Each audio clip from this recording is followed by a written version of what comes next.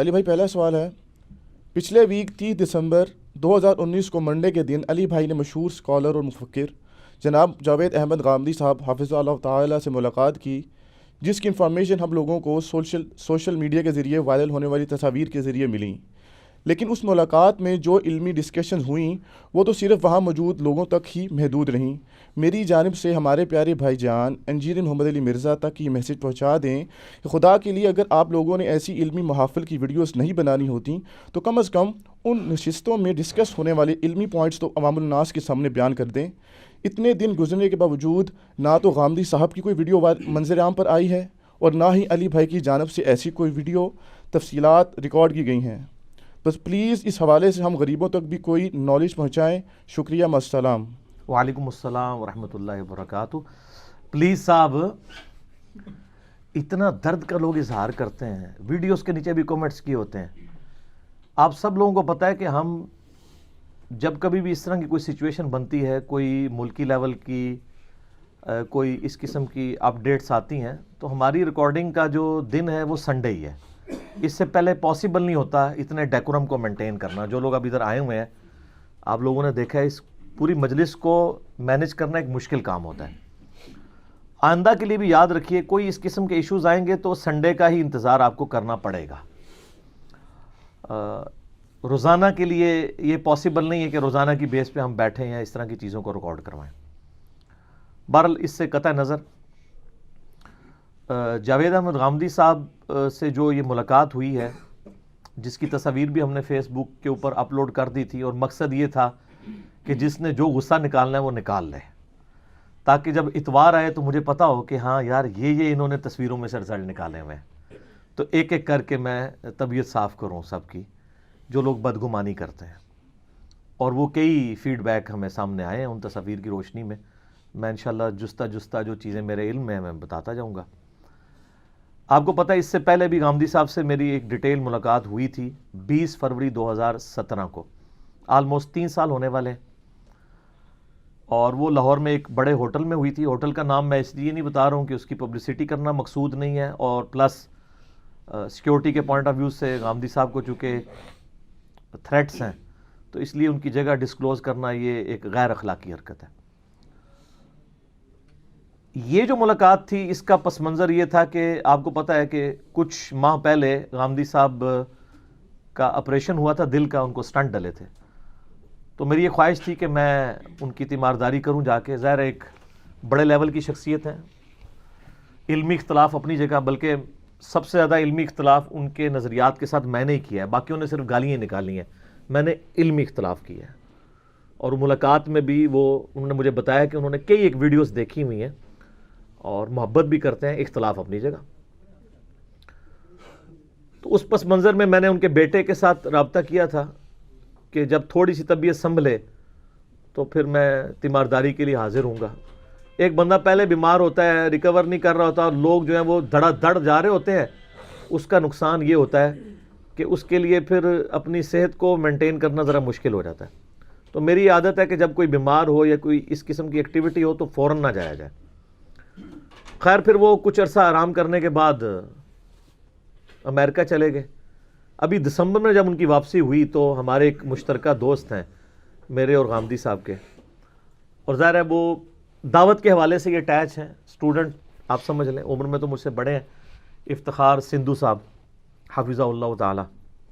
اچھا، یہ حافظہ اللہ پہ بڑے لوگ چڑھتے ہیں یار، ہر بندے کو آپ دعا دے سکتے ہیں، اللہ حافظ کہتے نہیں آپ، اللہ ان کی حفاظت کرے، اور حفاظت سے مراد ہے جنوں سے بھی کرے، انسانوں سے بھی کرے، اور علماء سو سے بھی کرے، ٹھیک ہے؟ تو یہ دعا کسی کو بھی دی جا سکتی۔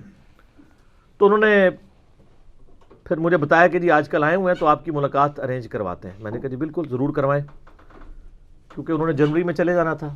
تو یہ 30 دسمبر 2019 کی ڈیٹ طے ہوئی، منڈے والے دن۔ تو کچھ بھائیوں کے ہمراہ ہم یہاں سے لاہور حاضری ہوئی، لاہور میں ملاقات ہوئی ہے، پہلے بھی لاہور میں ہی ہوئی تھی۔ لوگ پوچھتے ہیں شاید کوئی ملیشیا یا امریکہ جا کے ملاقات کریں، ہمارے پاس اتنے ریسورسز نہیں ہے کہ ہم وہاں پہ پہنچ جائیں، تو یہیں پہ ملاقات ہوتی ہے جب وہ آئے ہوئے ہوتے ہیں۔ تو وہاں پر مجھے تو اندازہ نہیں تھا، ان کے آفس کے اندر ملاقات ہوئی افتخار بھائی کے، انہوں نے ذرا انتظام بڑے لیول کا کیا ہوا تھا, 50-60 کے قریب لوگ موجود تھے وہاں پہ. میں تو کبھی کسی پبلک گیدرنگ میں نہیں جاتا, میں تو سمجھ رہا تھا کہ ان کے گھر میں ہوگا 2-4 بندے ہوں گے. تو جب اتنے بندے, تو میں نے تھوڑا سا ناراضگی کا اظہار بھی بعد میں ان سے کیا, لیکن ان کی محبت تھی کہ انہوں نے انتظام بڑا اچھا کیا ہوا تھا ہر حوالے سے, کھانے کے اعتبار سے بھی, ڈیکورم کے پوائنٹ آف ویو سے بھی. اللہ تعالیٰ ان کو جزائے خیر دے, آمین. تو سٹیج بنایا ہوا تھا, نیچے کچھ کرسیاں بھی لگی ہوئی تھیں. ہم تقریباً 8-10 کے قریب لوگ تھے, باقی 40-50 وہاں سے بھی تھے جو ان کے اپنے آفس کے لوگ تھے یا کچھ قریبی دوست تھے. سٹیج پہ 3 کرسیاں لگی ہوئی تھیں, ایک پہ مجھے انہوں نے زبردستی بٹھا دیا, غامدی صاحب سینٹر میں بیٹھے, اور ایک ایکسٹریم کے اوپر جو ہے وہ افتخار صاحب خود بیٹھے ہوئے تھے. ویڈیوز تو اس کی 1-2 ہی ریکارڈ ہوئی ہیں, تصاویر ہم نے فیس بک کے اوپر چڑھا دی تھی, تو آپ جب دیکھیں گے تو آپ کو تھوڑا بہت آئیڈیا ہو جائے گا. اب ظاہر ہے کہ اس طرح پبلکلی تو میں ان کے ساتھ 1-to-1 اس طریقے سے اختلافی موضوعات تو ڈسکس نہیں کر سکتا تھا, وہ ایک مناظرے کی سی کیفیت بن جاتی ہے. پھر جب بڑے علماء جو ہوتے ہیں, بڑے اسکالرز ہوتے ہیں, ان کے ساتھ ڈسکشن کا ایک پروٹوکول اور ڈیکورم بھی ہوتا ہے, وہ مینٹین کرنا مشکل ہو جاتا ہے پبلک گیدرنگ میں, کیونکہ بعض کا سننے والے کچھ کا کچھ سمجھ لیتے ہیں. علیحدہ بیٹھے ہو تو بندہ فرینکنس میں بھی بات کر لیتا ہے, لہٰذا کوئی ایسی علیحدگی والا موقع ہمیں ملا نہیں ہے. ان کی جتنی بھی چیزیں ہیں وہ ویڈیو میں ریکارڈنگ ان کی موجود ہے, اور ابھی ریسنٹلی آپ کو پتہ ہے کہ یہ ایک سمجھ لیں حادثاتی طور پہ چیز ہوئی ہے کہ 96 نمبر مجلس ہماری ریکارڈ ہوئی ہے. اس کا غامدی صاحب سے ملاقات سے کوئی لینا دینا نہیں ہے, یہ بائی چانس ریکارڈنگ ہوئی ہے, اور مجھے تو سوالات کا بھی نہیں پتا تھا کہ وہ کون سے ہیں. تو وہ بائی چانس غامدی صاحب کے نظریات سے ریلیٹڈ یہ ریکارڈ ہوئی فرائیڈے والے دن, جو ہماری چینل کے اوپر اپلوڈڈ ہے. 96 نمبر مجلس, غامدی صاحب سے متعلق 20 کوسچنز, جو کچھ ان کی فکر ہے, جو انہوں نے کاؤنٹر نیریٹو دیا ہے, تو جسے شوق ہے تو وہ دیکھ لے. بہرحال یہاں پہ ہم اس طریقے سے ان سے اتنی لمبی گفتگو نہیں کر سکے. اس دوران نماز کا بھی ٹائم آیا, پہلے ہم نے طے کر لیا تھا کہ نماز 2 بجے پڑھیں گے. ہم تو چونکہ مسافر تھے, ہم نے ویسے ہی نمازیں جمع کرنی تھی. انہوں نے بھی ہمارے ساتھ نمازوں کو جمع کیا, غامدی صاحب نے بھی, باقی لوگوں نے بھی. تو جب نماز کا وقت آیا قریب, تو میں نے, جب ہم مسجد میں داخل ہوئے, اوپر چھوٹی سی ایک مسجد بھی بنی ہوئی تھی, تو میں نے غامدی صاحب سے کہا کہ جی میں نے تو کئی عرصہ پہلے ایک ویڈیو ریکارڈنگ کروائی ہے, کبھی غامدی صاحب سے ملاقات ہو, نماز کا ٹائم آئے تو میں ان کے پیچھے نماز پڑھنے میں سعادت محسوس کروں گا. تو میں نے کہا شیخ صاحب آپ امامت کروائیں, میں آپ کے پیچھے پڑھوں گا. تو آپ کو پتہ ہے جتنے انٹلیکچوئلز ہیں, ذہین لوگ ہیں نا, تو ان کی جو مزاح کی حصہ ہے وہ بڑی ہوتی ہے, اعلیٰ درجے کی. تو مجھے کہنے لگے انجینئر صاحب آپ کی تو میرے پیچھے ہو جائے گی, لیکن میری آپ کے آگے نہیں ہوگی. تو یعنی انہوں نے اپنی عاجزی کا اظہار کیا. خیر زبردستی پھر مجھے مصلی پہ کھڑا کیا. ہم نے چونکہ 2 فرض پڑھنے تھے, تو 2 فرض پڑھ کے اسلام پھیر دیا. تو غامدی صاحب چونکہ مقیم ہیں لاہور کے ہی, تو انہوں نے 4 فرض اپنے پورے کیے. اس کے بعد پھر اگلی اقامت ہوئی عصر کے لیے, عصر کے بھی ہم نے پھر 2 فرض پڑھے, انہوں نے 4 پڑھے.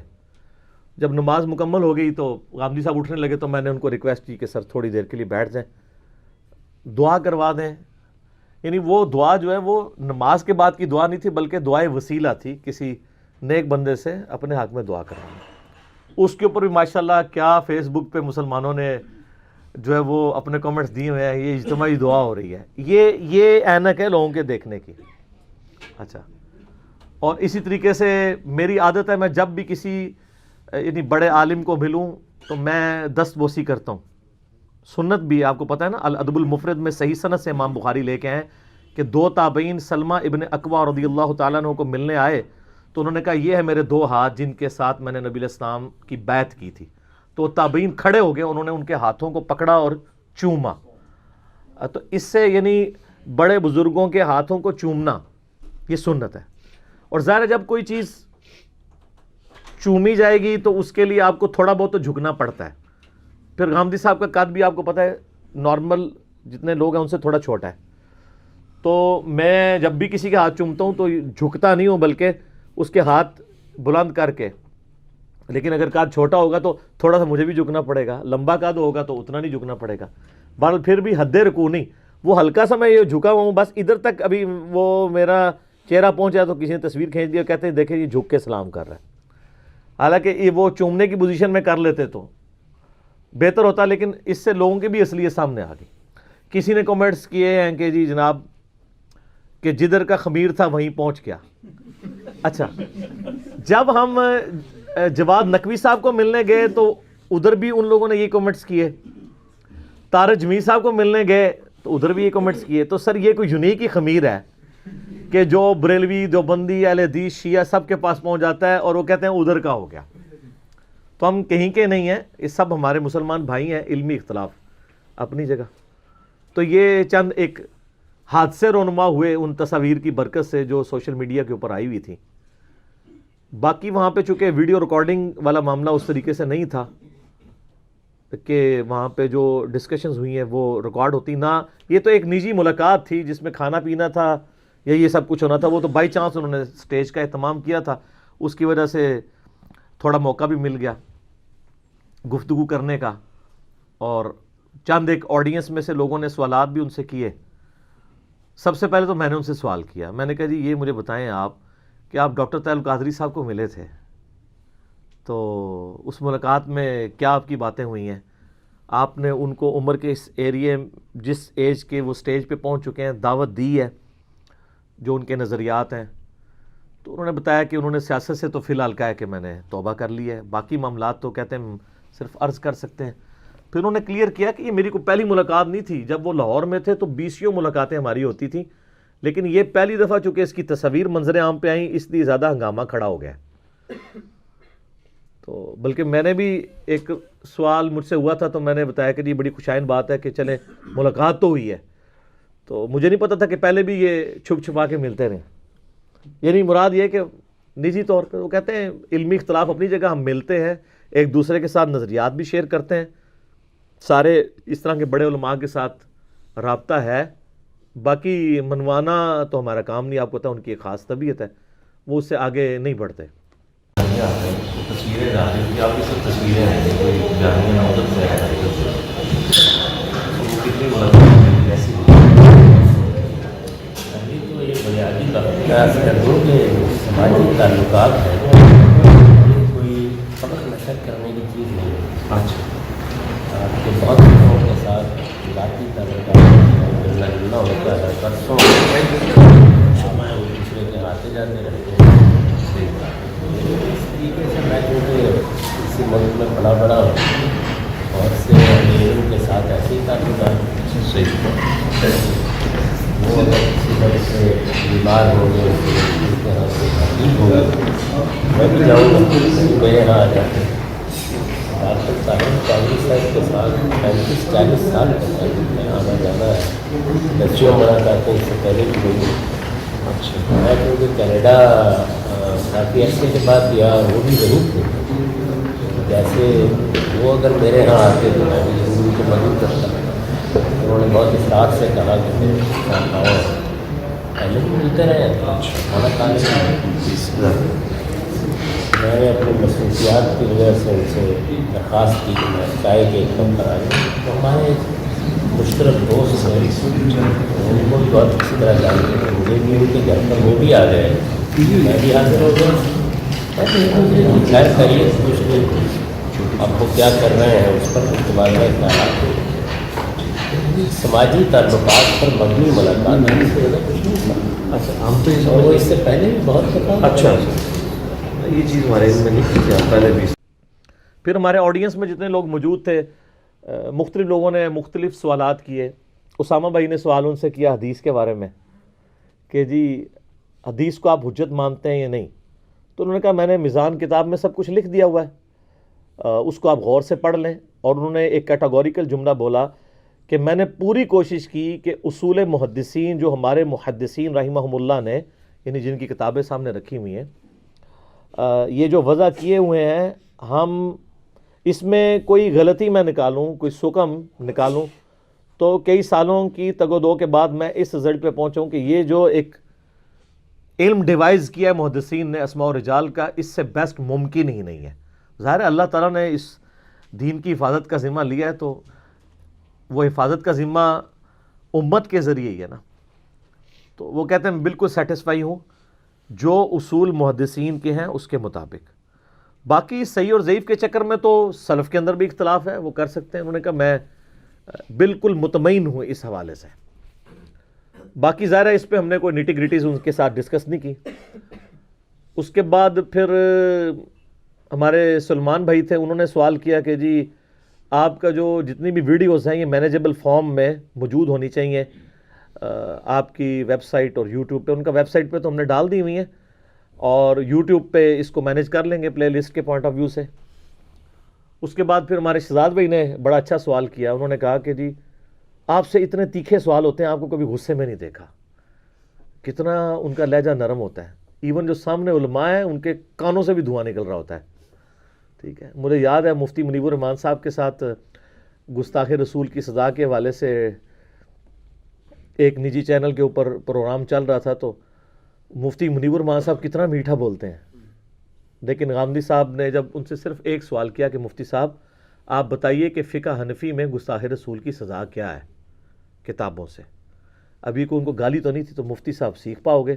اس سوال کا جواب انہوں نے کہا کہ کس قسم کے لوگ آپ نے جاہل بلوائے ہوئے ہیں. ٹھیک ہے، کیونکہ ان کو پتا تھا کہ اس کا جب میں جواب دوں گا نا تو ہم نے تو اپنے پبلک کو 295C کی بھی ایک اس سے بھی زیادہ انٹینسیفائی کر کے گستاخ رسول کی سزا بتائی ہوئی ہے، اور وہ سزا فقہ حنفی میں موجود نہیں ہے. جو تقی عثمانی صاحب کی بھی ایک آڈیو ریکارڈنگ لیک ہو گئی تھی ممتاز قادری والے ایشو کے بعد، تو بعد میں وہ بھی معافیاں مانگتے پھرے.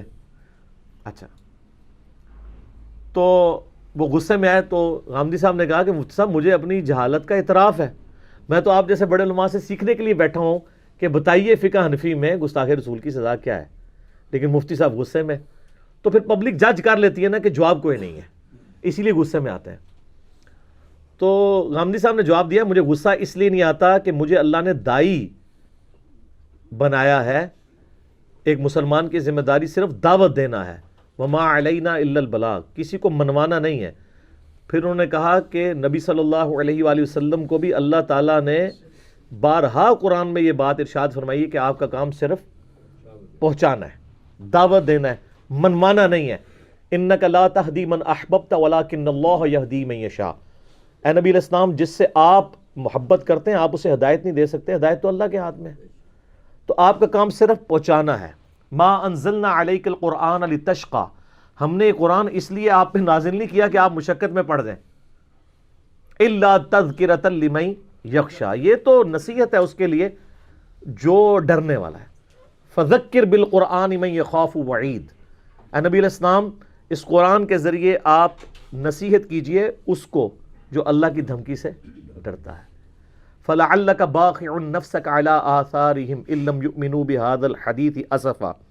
اے نبی علیہ السلام آپ اپنے آپ کو اس غم سے ہلاک کر لیں گے کہ لوگ اس قرآن پہ ایمان نہیں لاتے. آپ کا کام صرف بات پہنچانا ہے. اچھا، یہ چیز آ جائے نا اگر ایک دائی کے اندر، پھر اس کو صبر نصیب ہو جاتا ہے. تو یہ ان کے اندر ایک کوالٹی موجود ہے. پھر ہمارے غلام محی الدین بھائی نے ایک سوال کیا ان سے کہ جی جب آپ فوت ہو جائیں گے اس کے بعد آپ کے مشن کو کون آگے لے کے چلے گا؟ تو انہوں نے کہا یہ اللہ کا کام ہے، مجھے بھی تو اللہ تعالیٰ نے کسی اس طریقے سے کسی سیٹ پہ مجھے کسی نے بٹھایا تو نہیں ہے نا. تو اللہ تعالیٰ اپنے بندوں کو اٹھائے گا. اللہ کا کام ہے اپنے بندوں کو اٹھانا اور ان کے ذریعے دعوت و تبلیغ کا کام کروانا. یہ جانشینی والا معاملہ یا اس طرح کی چیزیں اس کی کوئی ضرورت نہیں ہے، اللہ تعالیٰ کرواتا ہے یہ کام. بالکل میں بھی اس معاملے میں ایگری کرتا ہوں کہ اللہ تعالیٰ اپنے بندوں کو اٹھاتا ہے. اگر سسٹمز کی آؤٹ پٹ ہوتی تو 2-4 مودودی 2-4 ڈاکٹر اسرار یا غامدی پیدا ہو گئے ہوتے ان مدرسوں سے یا دینی جو ادارے ہیں ان سے. تو وہی میں کہتا ہوں نیوٹن اور آئنسٹائن جو ہے نا وہ اداروں کی آؤٹ پٹ نہیں ہوتے بلکہ وہ جینیس لوگ ہوتے ہیں. اگرچہ یہ لوگ کہیں سے تعلیم حاصل کر بھی لیں تو اگر آئنسٹائن نے کسی یونیورسٹی سے تعلیم حاصل بھی کی ہے تو وہ صرف آئنسٹائن نے تو نہیں کی، بے شمار لوگوں نے کی ہے. آئنسٹائن تو ایک ہی نکلا ہے. ٹھیک ہے، تو وہ یونیورسٹی کی آؤٹ پٹ ہوتا تو 3-4 اور بھی نکل آتے. یہ جینیس لوگ ہوتے ہیں. اس طرح دین کے اندر بھی ایسے جینیس لوگ اللہ تعالیٰ نے ایسے برین پیدا کیے ہیں. بلکہ غامدی صاحب سے جب پچھلی ملاقات ہوئی نا تو میں نے ان سے جب یہ سوال کیا کہ یہ مدرسے کیوں نہیں یہ پیدا کر سک رہے. ان کا مدرسے کبھی بھی نہیں کر سکیں گے. مدرسے تو صرف اس لیے بنائے جاتے ہیں کہ جو اس طرح کے جینیس لوگ پیدا ہوتے ہیں نا ان کی تعلیمات کو آسان فہم کر کے پبلک تک پہنچایا جائے. وہ بندے علیحدہ سے ہی آنے ہیں, وہ یونیک لوگ ہوتے ہیں. اچھا پھر اس کے بعد ایک بابا جی نمودار ہو گئے وہاں پہ. ہر جگہ کوئی نہ کوئی ایسے لوگ موجود ہوتے ہیں, ایسے کریکٹر جن کا اپنا ایک محفل کو ایک خاص رخ دینا ہوتا ہے. لیکن یہ ایسے کسٹمر کے لیے جو آئیڈیل شاپ ہے وہ یہ والی ہے. لیکن وہ ایک سادہ سی شریفانہ سی شاپ کے اوپر ایک بابا جی پہلے تو پیچھے بیٹھے تھے, پھر وہ آگے آ گئے.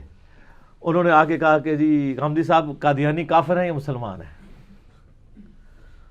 تو غامدی صاحب نے کہا کہ جو شخص اپنے آپ کو مسلمان کہتا ہے, میری جورسڈکشن نہیں ہے کہ میں اسے کافر کہوں, میں صرف اس کے عقیدوں کا کفر اس پہ واضح کر سکتا ہوں. باقی یہ پیغمبر کے پاس اللہ کی وحی کی تائید کے ساتھ اتھارٹی ہے کہ اس نے حجت تمام کر دی, تو اس کی بنیاد پہ وہ کسی کو کافر کہہ دے. تو اس نے کہا نہیں, آپ قادیانیوں کو مسلمان سمجھتے ہیں؟ انہوں نے کہا میں قادیانیوں کا جو ختم نبوت والا عقیدہ ہے, چاہے وہ ہو یا کشف اور الہام کے ذریعے کوئی نبی علیہ السلام کے بعد کسی قسم کی بھی اللہ اور بندے کا تعلق مانتا ہے, میں اس عقیدے کو کفر سمجھتا ہوں. اب اس کے بعد گنجائش رہ جاتی ہے. وہ کہنے لگا نہیں, آپ کہیں قادیانی کافر ہیں, یعنی وہ اپنا لقمہ ان کے منہ میں ڈالنا چاہتے تھے. انہوں نے کہا میں اس عقیدے کو کفر مانتا ہوں, لیکن کسی کو کافر کہنے کی جورسڈکشن میرے پاس نہیں ہے. تو پھر وہ میری طرف ہو گئے. انہوں نے کہا جی انجینئر صاحب جواب دیں گے. ان کو تو پتا انجینئر صاحب پھر کی کرن گے, تو وہی کٹن گے نا کرنا ہے چوں.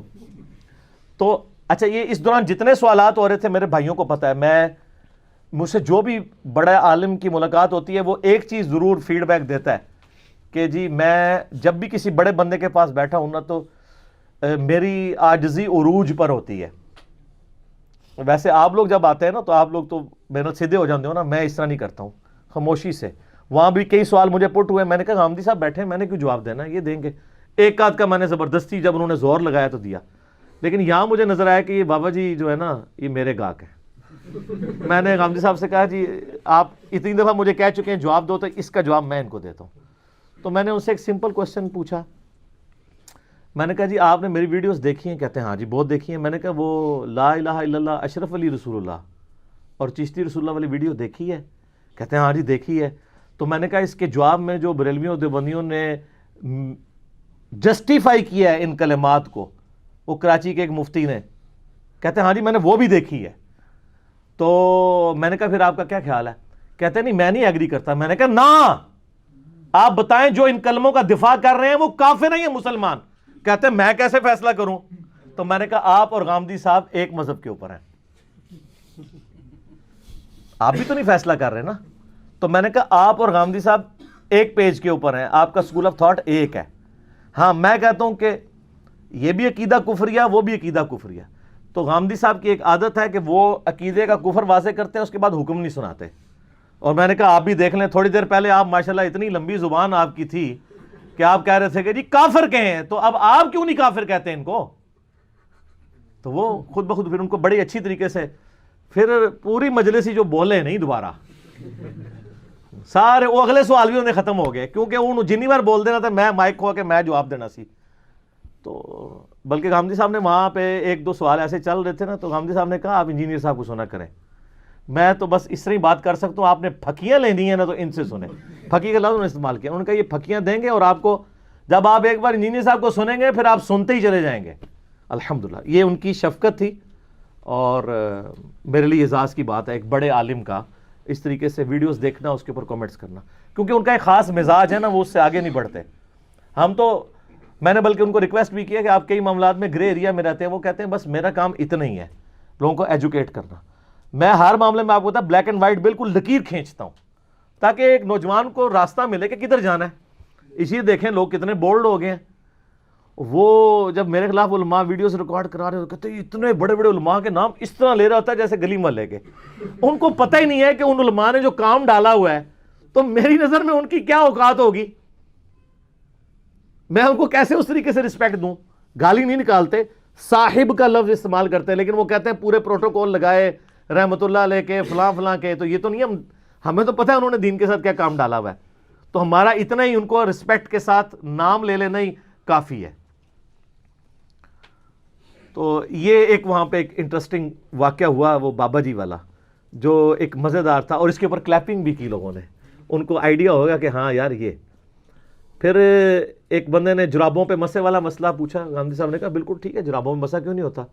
میرا کلپ بھی اس پہ میرے خیال ہے ملینز آف پیپل دیکھ چکے ہیں. فیس بک پہ تو 6 لاکھ سے زیادہ ہو چکا ہے. اس دفعہ ہم نے اپلوڈ کیا تھا جرابوں پہ مسا کے حوالے سے, پورا ایک مسئلہ میں نے کلیئر کیا ہے. امت سے ان لوگوں نے آسانی چھینی تھی. پھر ایک اور بھائی کھڑے ہوئے, انہوں نے سوال کیا کہ یہ بتائیے کہ یہ قرآن کے اتنے ترجمے ہیں, ہم کس کا ترجمہ پڑھیں, کس کو چھوڑ دیں. علماء تو روند ڈال کے بیٹھ جاتے ہیں فلاں کا پڑھیں. تو غامدی صاحب نے وہی بات کی جو میں کہتا ہوں, انہوں نے کہا جس کا آپ کا دل ٹھکتا ہے آپ پڑھ لیں. ترجمے میں کسی نے ڈنڈی نہیں ماری, جس نے ماری تفسیر میں ماری ہوئی ہے. اور میں نے اس کا جواب, چونکہ میں ان کی طرف ریفر کر رہا تھا, مجھ سے اگر کوئی پوچھے تو میں تو بارہا کہتا ہوں کہ قرآن کو تو چھوڑ دیں. 10 MA انگلش ہوں جو اردو سپیکنگ ہوں, ان کو میں انگلش کا ایک مضمون دوں اور کہوں کہ اس کو ٹرانسلیٹ کریں اردو میں, کیا 10 کے 10 لوگ ایک لفظ ان کا ایک جیسا ہوگا ٹرانسلیٹ کرتے ہوئے؟ مفہوم ایک ہی ہوگا. تو قرآن بھی کیسے ایک جیسا ترجمہ ہو سکتا ہے؟ مفہوم ایک جیسا ہوگا. بسم اللہ کا ترجمہ کوئی کرے اللہ کے نام سے شروع, تب بھی ٹھیک. کوئی کرے شروع اللہ کے نام سے, تب بھی ٹھیک. کوئی کرے شروع کرتا ہوں اللہ کے نام سے, تب بھی ٹھیک. شیطان کے نام سے تو کوئی نہیں شروع کر رہا. بالمفہوم تو بات ایک جیسی ہو رہی ہے. خام خواہ اس طرح کی نٹی گریٹیز کو پکڑ کے قرآن سے متنفر کروانے کی کوشش کرتے ہیں. تو غامدی صاحب نے وہاں کہا کہ آپ قرآن کو پڑھیں, جس پہ آپ کا دل ٹھکتا ہے آپ پڑھیں, قرآن آپ کو خود گائیڈ کرے گا. یہ حقیقت بات ہے. آپ کئی لوگ, میں یعنی مثال پیش کر سکتا ہوں کہ انہوں نے اپنے فرقے کا ترجمہ پڑھا ہے تو ان کو پتا چلا ہے کہ ہمارے فرقے کے عقیدے, ہمارے فرقے والوں نے جو ترجمہ کیا ہے اس کے خلاف ہے. ایاک نعبد و ایاک نستعین کا ترجمہ سب نے ٹھیک کیا ہوا ہے. آگے کو اس سے بابوں سے مدد ثابت کر دے تو اس کا اپنا قصور ہے نا. قرآن میں تو باطل نہ آگے سے داخل ہو سکتا ہے, نہ پیچھے سے داخل ہو سکتا ہے, نہ دائیں سے نہ بائیں سے. کہ قرآن میں آیت ہے سورہ حمیم السجدہ کے اندر, اللہ نے اس کی حفاظت کی ذمہ داری لی ہوئی ہے, باطل نہیں داخل ہوگا. پھر ایک اور بھائی تھے, انہوں نے کہا جی اسپیسیفکلی انجینئر صاحب جواب دیں گے کہ آج کل کی یہ جو ینگ جنریشن ہے یہ دین سے متنفر ہو چکی ہے, تو ان کے لیے آپ کیا تجویز کریں گے, ان کا کیا سولوشن ہے. تو میں نے کہا کہ اس کا جواب میں نے وہاں پہ ڈیٹیل سے دیا تھا. یہ ایک ہی سوال تھا جس کا میں نے جواب دیا جو مجھ پہ کیا گیا تھا کہ آج کی ینگ جنریشن جو دین سے متنفر ہے, ان کا علاج اس وقت ممکن ہوگا جب آپ روٹ کاز انالیسز کریں گے, یعنی برائی کی جڑ کو پکڑیں گے کہ اس کی وجہ کیا ہے. اور میں نے بتایا اس کی وجہ ہے دیندار طبقے سے, علماء سے لوگوں کا متنفر ہو جانا. کیوں؟ آج کی ینگ جنریشن یہ سوچتی ہے کہ وہ دیندار لوگ, وہ علماء جو دین کے ٹھیکیدار بنے ہوئے ہیں, اور وہ سمجھتے ہیں ہم اللہ کی طرف سے دنیا پہ نمائندہ ہیں نبی علیہ السلام کی بہاف کے اوپر, تو جب ان کا وہ کریکٹر دیکھتے ہیں نا تو ینگ جنریشن کہتی ہے انہوں نے تو دین حاصل کیا تھا بلکہ دین پیا ہوا تھا. یہ تو بلکہ یہ الفاظ تو ویڈیو میں بھی ریکارڈڈ ہے, ایک ہلکا سا وہ کلپ بنا ہوا تھا, 1-2 کلپ بھی اور تصویریں بھی ہم جستا جستا اس میں جوڑ دیں گے کہ یہ تو دین پیے ہوئے ہیں, پھر بھی آؤٹ پٹ یہ ہے. کوئی درخت اپنے پھل سے پہچانا جاتا ہے. تو ینگ جنریشن سوچتی ہے کہ الٹیمیٹلی اگر دین کا علم حاصل کر کے دین پہ چل کے ہم نے بھی یہی کچھ بننا ہے تو ہم تو ان سے بہتر مسلمان ہیں پہلے ہی.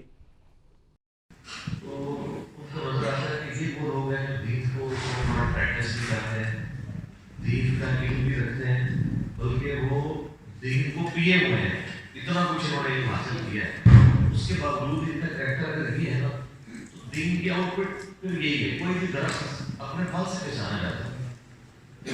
اب یہ ہم لاکھ لوگوں کو کہتا رہے, جس میں ہر مسلمان کافروں کے بارے میں اکثر کہتے ہیں کہ جی وہ کافر بھی مانتے ہیں جی سب سے بہترین ریلیجن اسلام ہے, لیکن مسلمان سب سے بدترین قوم بن چکے ہیں.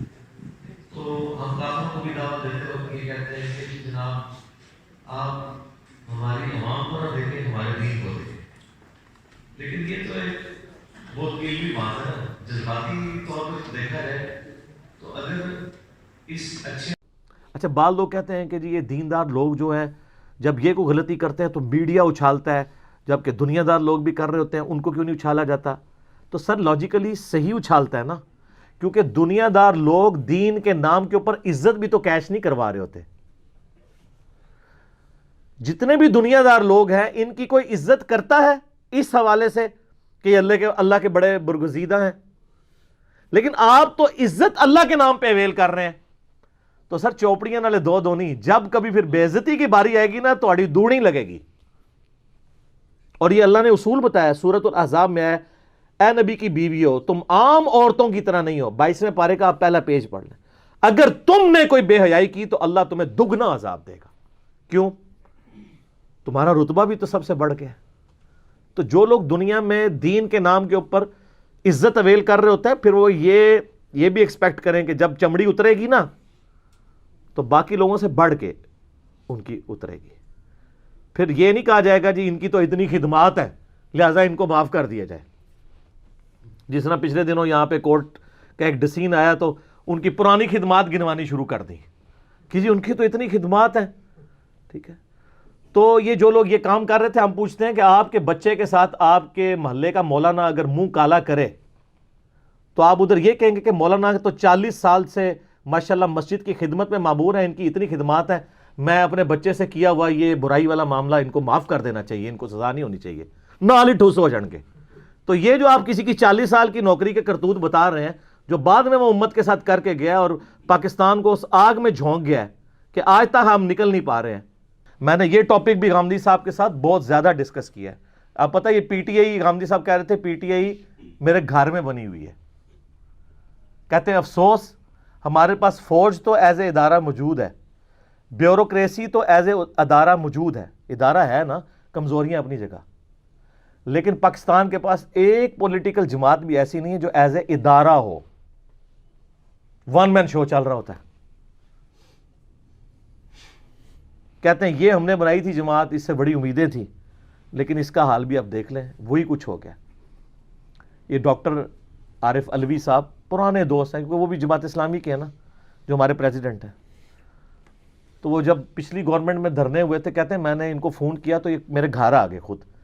میں نے کہا آپ یہ امت کو کس طرف لے کے جا رہے ہیں؟ قبریں کھدوائی جا رہی ہیں، یہاں کفن لہرا رہے ہیں، کیا مینٹل ماڈلز آپ لوگوں کے بدل رہے ہیں؟ تو کہتے ہیں آپ کی باتیں تو غامدی صاحب ٹھیک ہے، لیکن کیا کریں، مجبوری ہے. کہتے ہیں بلکہ مجھے بتا رہے تھے، میں نے ان سے پوچھا یہ بڑی ایلیٹ کلاس کے لوگ آپ کو ملتے ہیں فوج میں، ایجنسیز کے پولیٹیشنز؟ وہ کہتے ہیں سارے ملتے ہیں. کہتے ہیں جب علیحدہ بیٹھے ہوتے ہیں میرے ساتھ تو ایک ایک بات مان کے اٹھتے ہیں اور باہر جا کے بالکل اس کے الٹ کرتے ہیں. وہ ایک ایکس کسی آرمی آفیسر کا بتانے لگے کہ انہوں نے کچھ سال پہلے آرمی چیف بننا تھا لیکن وہ اینڈ ٹائم کے اوپر ڈراپ ہو گئے اس لسٹ میں سے. تو کہتے ہیں میرے پاس آئے تو آنسوؤں سے رو رہے تھے. میں نے کہا کیا ہوا؟ کہتے ہیں کہ جی بس میں نے تو پوری زندگی نیت کی ہوئی تھی کہ جیسے ہی میں بنوں گا تو میں مارشاء اللہ لگا کے اسلامی نظام قائم کر دوں گا. اے دیکھ لو ساڈے لوگوں کا انٹلیکچوئل لیول دیکھو. تو کہتے ہیں جی رو رہے تھے. کہتے ہیں یہ دیکھ لیں ان لوگوں کا یہ حال ہے بیچاروں کا. تو اس کے اوپر وہ رو رہے تھے. تو غامدی صاحب کہتے ہیں شکر کرو یار یہ نہیں ہوا، تم کون سی دین کی خدمت کرنے جا رہے تھے.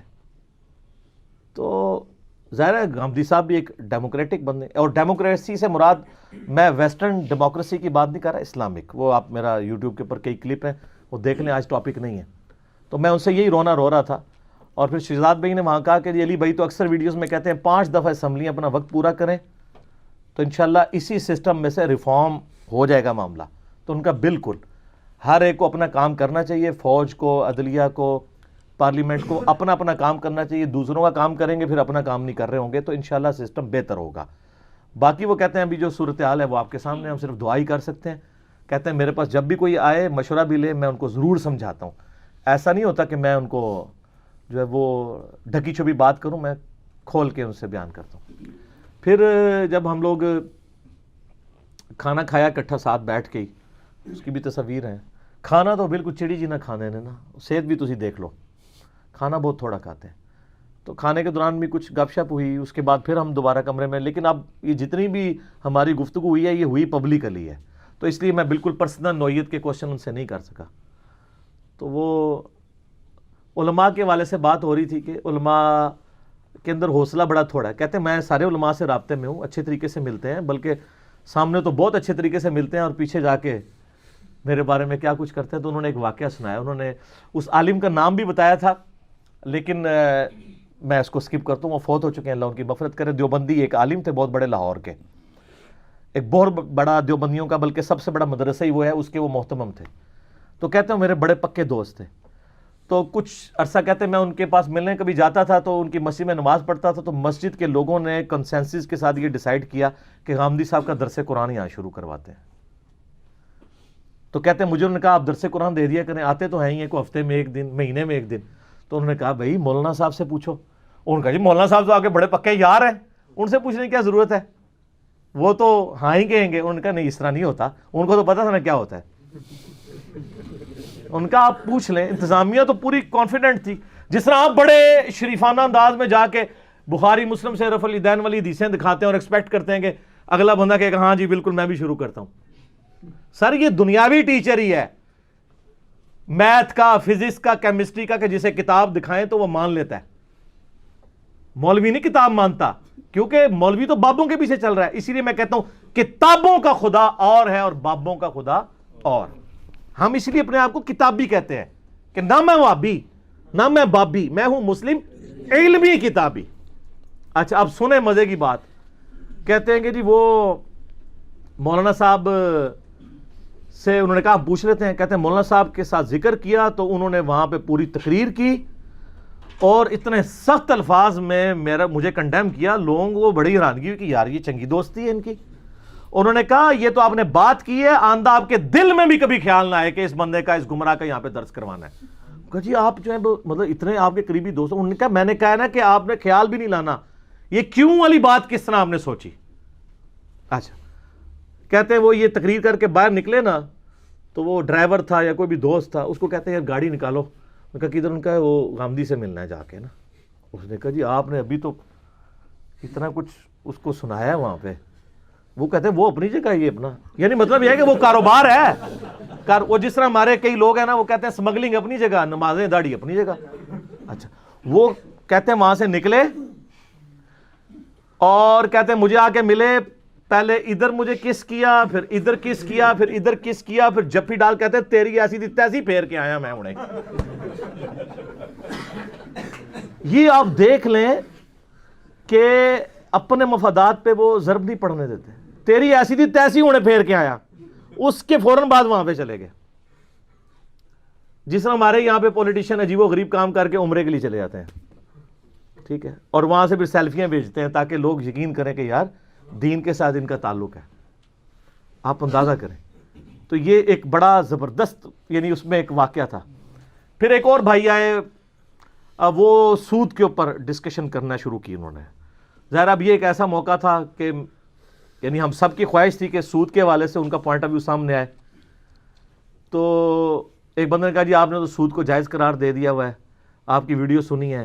ان کا میں نے کہا کیا سود جائز ہے, جس کو اللہ نے حرام کیا میں کیسے اس کو حلال کر سکتا ہوں. انہوں نے کہا نہیں آپ کہتے ہیں کہ جی سود جو ہے وہ لینا حرام ہے, دینا حرام نہیں ہے. ان کا ہاں میں نے یہ کہا ہے, لیکن اس کا ایک کانٹیکسٹ ہے کہ سودی سسٹم جب شروع ہوا تھا تو امیر لوگ غریبوں کا استحصال کرتے تھے. تو قرآن نے اس چیز کو حرام قرار دیا کہ کوئی پیسہ کسی کو اس بنیاد پہ دے کہ اس سے اس کا معاوضہ طلب کرے. قرآن اس چیز کو سپورٹ کرتا ہے کہ قرض حسنہ دیا جائے, جتنا دے رہے ہو اتنا ہی واپس دو یا معاف کر دو. تو استحصال تو وہ کر رہا ہے جو غریب آدمی ہے, اس نے اگر اس کام کے لیے قرض لیا ہے تو مجبوراً اس بیچارے کو قرض کے عوض سود دینا پڑ رہا ہے. اصل مجرم وہ ہے جو استحصال کر رہا ہے. تو اس لیے میں کہتا ہوں کہ سود جو ہے وہ لینا حرام ہے, دینا نہیں. تو میں نے کہا شیخ صاحب یہ تو سسٹم کو سپورٹ بھی نہیں کرنا چاہیے. ان کا میں کب کہتا ہوں سسٹم کو سپورٹ کرنا چاہیے؟ ابھی جو حالات و واقعات چل رہے ہیں پورے کا پورا سودی نظام ہے, ہونا تو یہ بھی نہیں چاہیے, لیکن ایز اے لاسٹ ریزارٹ. پھر اس بندے نے کہا کہ جی میں نے تو اپنی ساری وہ کینسل کروا دی ہیں, کہ یہ ایک تکافل انہوں نے لیا ہوا تھا, انشورنس وغیرہ, تو میرے دل کھٹکتا تھا. تو غامدی صاحب نے فوراً کہا کہ اگر آپ کے دل کھٹک رہا ہے نا کسی معاملے میں, آپ نے میرے فتوے پہ نہیں چلنا. ہر بندے نے اپنا ڈیسیژن خود کرنا ہے. آپ کو جو اللہ نے حالات و واقعات دیے ہیں تو آپ بالکل اس سے علیحدگی اختیار کریں. صحیح مسلم میں بھی حدیث ہے نا, گناہ وہ جو تیرے دل میں کھٹکے اور تو اس بات سے آر محسوس کرے کہ لوگ اس پر مطلع ہوں. اور جامعہ ترمذی میں حدیث ہے, حسن ابن علی کہتے ہیں مجھے نبی علیہ السلام نے وصیت کی تھی کہ جو چیز تمہیں شک میں ڈال دے اسے چھوڑ دینا. سچائی اطمینان عطا کرتی ہے اور جھوٹ جو ہوتا ہے وہ بے سکونی دیتا ہے.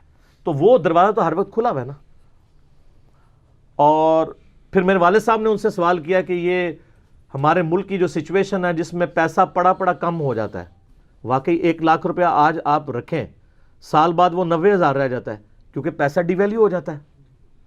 تو اس کی کمپنسیشن کیسے ہوگی؟ اس کی کمپنسیشن کے لیے اگر ہم نیشنل سیونگ سرٹیفکیٹس لے لیتے ہیں یا گورنمنٹ کی کسی اسکیم میں ہم پیسہ لگا دیتے ہیں, جو فنڈ ریزنگ کے لیے گورنمنٹ کی اسکیمز ہوتی ہیں اور اس کے اگینسٹ گورنمنٹ ہمیں نفع دیتی ہے, تو ایٹ لیسٹ ہم اس کی ویلیو تو مینٹین کر سکتے ہیں.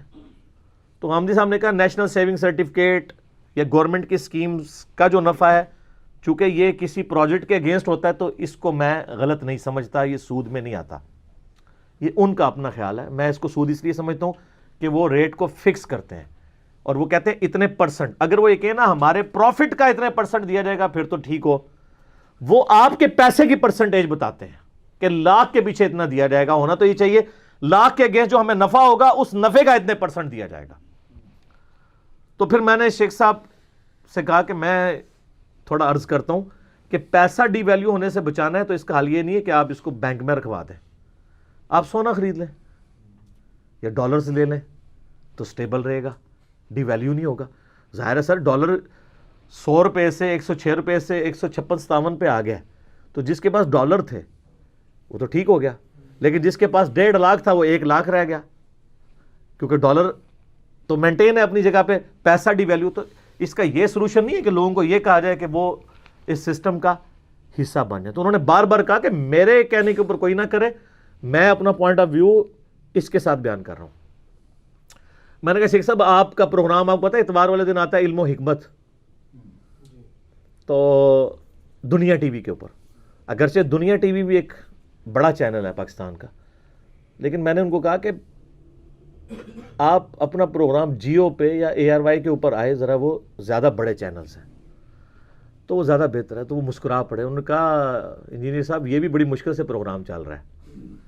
علماء کا ایک خاص گروپ ہے جو اکٹھے ہو کے مالکان کے پاس جاتے ہیں اور میرا پروگرام بند کرواتے ہیں. انہوں نے کہا یہ تو جو دنیا ٹی وی کے مالک ہیں میاں عامر صاحب حافظہ اللہ تعالیٰ, میں تو یقین کریں دل سے ان کی قدر کرتا ہوں اس بات کے بعد. ویسے جو ان کا کالج اور اسکول سسٹم چل رہا ہے وہ بھی ایک نعمت ہے. جماعت اسلامی سے ان کا تعلق ہے, لاہور کے میئر بھی رہ چکے ہیں وہ. تو اور وہ کہتے ہیں, حامد صاحب کہتے ہیں یہ میرے پروگرام سامنے بیٹھ کے وہ سنتے ہیں سارا, اور کہتے ہیں وہ پروگرام سنا تو شروع میں میرے پروگرام پہ اشتہار بہت زیادہ آتے تھے. ظاہر ہے وہ پروگرام ایک پرائم پروگرام ہے, تو انہوں نے اشتہار ختم کروا دیے. میں نے کہا واقعی وہ تو شروع ہوتا ہے تو کوئی اشتہار ہی نہیں آتا. وہ کہتے ہیں انہوں نے کروڑوں روپے کے اشتہار ریجیکٹ کیے ہیں کہ نہیں یہ دینی پروگرام ہے, اس کی کنٹینیوٹی نہیں ٹوٹنی چاہیے. سر سلام ہے, ایسے لوگ بھی موجود ہیں اس لیول پہ. تو کہتے ہیں ان کے پاس بڑے علماء گئے ہیں, بڑی تھریٹس بھی کی ہیں, یہ بندہ ڈٹا ہوا ہے, یہ میرا پروگرام چلنے دے رہا ہے, ورنہ اس سے پہلے جس چینل پہ تھا تو وہ یہ پتہ ہے شروع میں PTV پہ آتے تھے. تو کہتے ہیں جو جیو کے مالک ہیں نا وہ میرے پاس آئے, انہوں نے میرے گھٹنے کو ہاتھ لگایا کہ سر آپ جیو پہ آ جائیں. تو میں نے کہا جی میرا تو عہد نہیں توڑ سکتا, میرا تو ان سے کانٹریکٹ ہوا ہے, ان کا پیسے دے, ان کا پیسے ایسے نہیں ہے, کانٹریکٹ نہیں توڑنا. تو میں نے اپنا PTV کے ساتھ جو 3-4 مہینے بھی کانٹریکٹ کے رہتے تھے پورے کیے. پھر جیو پہ آپ کو پتا ہے 6-7 سال وہ غامدی پروگرام چلا. کہتے ہیں پھر جب چلا اور ہلچل مچنی شروع ہوئی تو علماء پہنچ گئے جیو کے مالک کے پاس. کہتے ہیں وہی مالک جس نے گھٹنوں پہ ہاتھ رکھ کے میرا پروگرام شروع کروایا تھا اسی نے آگے گھٹنے پکڑے کہ سر میں مجبور ہوں. بلکہ انہوں نے یہاں تک بات کی کہ مجھے علماء نے یہ بھی کہا کہ یار تیری جو بیوی ہے نا وہ پتہ ہے نا پہلے قادیانی تھی بعد میں مسلمان ہوئی بھی ہے, تو پھر آگے خود سمجھ جاؤ. یہ تھریٹ لگاتے ہیں علماء, ان کو کوئی اپنی آخرت کا خوف نہیں ہوتا. یعنی ان کو پتہ ہے قادیانیت والا تو ایشو کسی پہ بھی ڈالا جا سکتا ہے. ہمارے اس وقت پریزنٹ آرمی چیف کے اوپر انہوں نے ڈالا, حالانکہ وہ کسی دور دراز علاقے کا نہیں ہے, گکھڑ کا ہے. آپ گکھڑ چلے جائیں لوگوں سے پوچھ لیں کہ ان کے جو خاندان کا بلٹ اپ ہے وہ دیوبندی اور بریلویت کے ایک درمیان ہی ہے. خود تو کوئی اس کا کوئی ایسا معاملہ نہیں ہے, ابا اجداد میں وہ الگ بات ہے. تو یہ فوراً, اور آرمی چیف پہ جب الزام لگا تو وہ عمرے پہ فوراً چلے گئے, وہاں جا کے انہوں نے سیلفیاں لیں, گھر محفل میلاد کروا کے گلی محلے کے مولویوں کے ساتھ سیلفیاں بنوا کے انہوں نے فیس بک پہ ٹائی کہ بھائی منو سرٹیفکیٹ دے دو اسلام کا. تو جس ملک کے آرمی چیف کو علماء سے سرٹیفکیٹ لینا پڑے ایمان کا, وہاں میری اور آپ کی جان کہاں پہ محفوظ ہے؟ ان کے لیے تو راہ ہموار ہے, کسی بھی وقت کسی کے اوپر کوئی بھی الزام لگا سکتے ہیں. تو سود کے حوالے سے یہ جو ڈسکشن تھی نا, یہ ایک مزیدار چیز تھی, وہاں پہ انہوں نے کلیئر کر دیا اس حوالے سے. باقی یہ ہے کہ جب اٹھنے لگے ہم, تو میں نے ان سے پھر دوبارہ ریکویسٹ کی کہ آپ دعا, انہوں نے زور لگایا نہیں آپ دعا کریں. میں نے کہا سر ہم آپ کے پاس حاضر ہوئے, آپ کا کام ہے آپ دعا کریں ہمارے لیے. دعا کی انہوں نے, ربنا لا تزغ قلوبنا بعد اذ ہدیتنا وہب لنا من لدنک رحمہ انک انت الوہاب, اور دعائیں کافی ساری انہوں نے کی. اللہ تعالیٰ جزائے خیر دے. هب لنا اللهم انك انت پروردگار ہم پر رحم فرما, خطاؤں سے درگزر فرما, اپنی خاص عنایتیں قائم رکھ, ہمیں توفیق دے تیری سیدھی راہ کو پائیں, اس پر چلیں, اس کے تقاضے پورے کریں, ہمیشہ اپنی اصلاح صلی اللہ. پھر میں نے دستبوسی کی اور پھر ہم وہاں سے رخصت ہوئے. پھر باہر بھی نکل کے جو قریبی لوگ تھے سارے جو آئے ہوئے تھے, ایک گروپ فوٹو بھی ہم نے, اس میں ایک یادگار تھی. دوبارہ شاید پتہ نہیں موقع ملتا ہے کہ نہیں ملتا. ایک ایسے لمحات ہوتے ہیں کہ زندگی میں یادگار ہوتے ہیں, بڑے لوگوں سے اس طرح کی ملاقات جس میں ان کے ساتھ چیزیں ڈسکس کی جائیں, اور پھر ایسے بڑے لوگوں کا حوصلہ کہ وہ اپنی آڈینس کو یہ کہیں کہ آپ انجینئر صاحب کو سنیں. یہ علماء کا اتنا حوصلہ ہے کہ وہ کہیں انجینئر صاحب کو سنیں.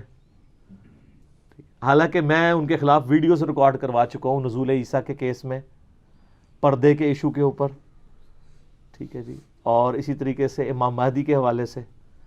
لیکن انہوں نے ادھر بھی کہا کہ علمی اختلاف اپنی جگہ ہے, ہر بندے کو حق ہے کہ وہ کوئی ایک عقیدہ اڈاپٹ اپنا اس حوالے سے کر سکتا ہے جو دلائل کی روشنی میں بہتر سمجھتا ہے. اور یہ حق اگر مجھے ہے تو دنیا کے ہر انسان کو ہے کہ وہ اپنا عقیدہ کتاب و سنت کے دلائل کی روشنی میں جو رکھنا چاہتا ہے وہ رکھے, کسی کے اوپر امپوز نہ کرے اپنا عقیدہ. تو یہ یعنی سب سے بڑی چیز جو ہے نا وہ میں نے ان سے جو لرن کی ہے وہ یہی ہے کہ آپ دعوت کا کام کریں, لڑائی جھگڑے والا کام نہ کریں. خیر ہم وہاں سے آلموسٹ 4:45 بجے کے قریب نکلے. یہ 1:45 سے 4:45 4 گھنٹے کی یہ ساری ہماری نشست تھی. تو اس کے بعد پھر ہم نے جانا تھا ڈاکٹر اسرار صاحب رحمہ اللہ تعالیٰ کی مسجد میں جو ماڈل ٹاؤن کے اندر ہے. ان کے بیٹے جو ہیں وہ آصف بھائی حافظہ اللہ تعالیٰ, ان سے کانٹیکٹ رہتا ہے میرا, جو ان کے سمع و بصر کے انچارج ہیں, اور سارا یہ سوشل میڈیا کی ورکنگ سب کچھ جتنی ریکارڈنگز ہیں پرانی سی ڈیز یہ سب کچھ وہی دیکھ رہے ہیں. بلکہ پورا ایک آفس ان کا ایک پوری کوٹھی کرائے پہ ہے یا ذاتی ہے بار, وہ اس کے اندر پورے آفیسز ہیں, وہ بھی ہم نے وزٹ کیے, ان کا اسٹوڈیو بھی وزٹ کیا. تو مغربین کی نماز ہم نے وہاں پہ ادا کی, مغرب اور عشاء کی ان کی مسجد میں. اس کے بعد پھر وہ اپنے مکتبے کے اوپر لے گئے. اس کے بعد قرآن کالج کے نیچے جو آفس تھا, میں نے ان کا جی مجھے ڈاکٹر اسرار صاحب کے آفس میں جانا ہے, کیونکہ میں 13 جون 2008 کو گیا ہوا تھا. اس کے بعد 30 دسمبر 2019 کو اسی کرسی, وہ کرسی موجود تھی لیکن ڈاکٹر اسرار صاحب کے چھوٹے بھائی اس پہ بیٹھے ہوئے تھے. میں نے کہا یہ کمرہ ہے جہاں ہم ڈاکٹر صاحب سے ملاقات کی تھی. اللہ تعالیٰ ان کو جزائے خیر دے, ان کی وجہ سے ہماری عقائد کی کئی چیزیں اصلاح ہوئیں قرآن کے حوالے سے. تو میں نے ان سے پہلی کمٹمنٹ کی تھی کہ مجھے آپ نے ڈاکٹر صاحب کی قبر پہ لے کے جانا ہے. ظاہر ہے میرے استاد بھی ہیں تو میرے لیے ایک سعادت کی بات ہے. اس کے بعد جنازے کے بعد تو دوبارہ حاضری نہیں ہو سکی. 14 اپریل 2010 کو ان کا جنازہ پڑا تھا لاہور جا کے. پھر وہ ہمیں قبرستان لے گئے, تو قبر پہ جا کے اجتماعی دعا میں نے کروائی, جا کے ان کے لیے بھی دعا کی, اپنے لیے بھی دعا کی. وہ قبر تو ان کی خیر کچی ہے, اس پہ کوئی پھول ڈال گیا ہوا تھا. وہ کہتے ہیں پتہ نہیں کون ڈال جاتا ہے, ہم تو نہیں ڈالتے. تو میں نے کہا یہ وہ پھر دعا مانگی تو وہاں کسی نے میری دعا, میرے خیال ہے عبدالقیوم بھائی نے فوٹو کھینچی تھی, وہ ہیں انہوں نے تصویر کھینچ لی ہے. اب وہ لوگ کہہ رہے ہیں جی انجینئر صاحب نے ڈاکٹر اسرار صاحب کی قبر پہ پھول بھی ڈالے ہیں جا کے.